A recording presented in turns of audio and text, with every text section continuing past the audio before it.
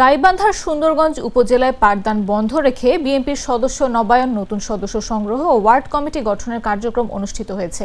বুধবার সকাল 10টা থেকে সন্ধ্যা 6টা পর্যন্ত উপজেলার 7টি শিক্ষা প্রতিষ্ঠানে এই কর্মসূচি পালিত হয়। এতে শিক্ষক, শিক্ষার্থী ও অভিভাবকদের মধ্যে ক্ষোভ ছড়িয়ে পড়েছে। বিষয়টি নিয়ে নানা আলোচনা সমালোচনা চলছে উপজেলা জুড়ে। শিক্ষক শিক্ষার্থীরা শ্রেণীকক্ষে প্রবেশ করতে না পেরে ফিরে যান। মাঠ জুড়ে দলে দলে আসা নেতাকর্মীদের ভিড় ও উত্তেজনা ছড়িয়ে পড়ে আশেপাশের এলাকাতেও। এছাড়া মাইকের আওয়াজ তো ছিলই। তবে বামনডাঙ্গা ইউনিয়নের রামদেব খবিরউদ্দিন কলেজ একটি স্থান থাকলেও তা পরিবর্তন করে কালীতলা বাজারে কর্মসূচি পালন করে ইউনিয়ন বিএনপি।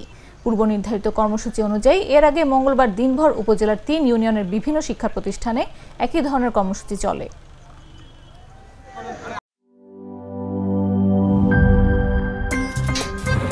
আমার একটা স্মার্ট সিদ্ধান্তে 25% গ্যাসের খরচ কমেছে। ভাবছেন কিভাবে?